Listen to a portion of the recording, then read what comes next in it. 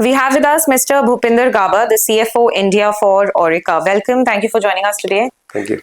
Our summit talks about the future of finance office. Could you elaborate on that a little bit? What do you think is the future of finance office? So to start with future of finance, first I will use the phrase which was given by Peter Drucker, which is that the danger of turbulence is not that turbulence. You are just applying the yesterday logics to manage those turbulence. And I think it's pretty much relevant for the finance function as well that we are, because change is happening, macros are changing day in, day out. So for me to manage those change, the models have built for the more stabilized economics, not like the macros which we have today right now. So the financial models which were very much relevant at a previous historical may not be relevant for future. I think that change is coming from that, and finance needs to be hard-proof ready. And only the change is constant because customer demands are getting faster. It's not like you have to wait for a month and to take a decision making. It's more to come with a more real-time analysis, more real-time decision making needs to be there. So business needs agility, business needs fast-paced decision rather than making a correct decision. It's a more sense decision which is coming to flow into directionally. Maybe not 90% data is correct. So that's which gives the benefit out of those things. And to move that forward, I would always take that fundamental of this future of the finance would be there. So fundamental which is strong today would be carry forward in the next also. There's nothing is going to change from that. How much AI, how much these things.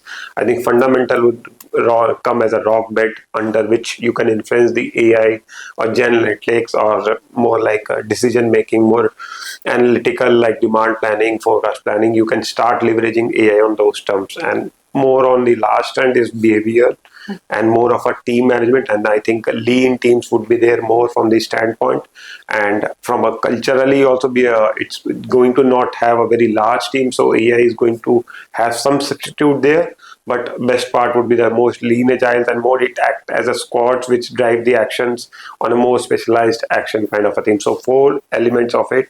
One is the change management, fundamental carrying forward from previously, AI use of all this analytics and everything, whatever you call it. And 4th is the team, behavioral, talent development, and with new Gen Z coming, how to manage it, how to mentorship, because they don't work for a paycheck, they work for a piece with a purpose. So you have to bring that in the nature feature of the finance. I think you very well said about the Gen Z. When we talk about the next generation, what are some of the skills, some of the traits that the next generation leaders should have to become a CFO?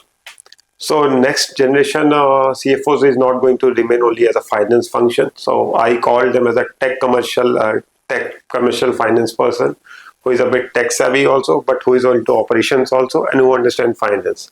So a combo of these 3 would make a perfect deal for the day. So the way we go for a deal for the day in a burger, so it's going to be a finance person who is more techy, who is more commercialized, who is more into operations also, who go and understand operations.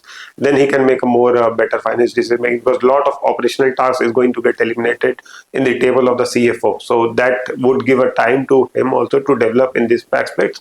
And during this process, a lot of opportunities will also come for the people to take these roles, like in terms of maybe building a culture in the development, which was only the KPI for HR. But I think now finance also plays a key role in those driving, because being a leadership role, you can always influence.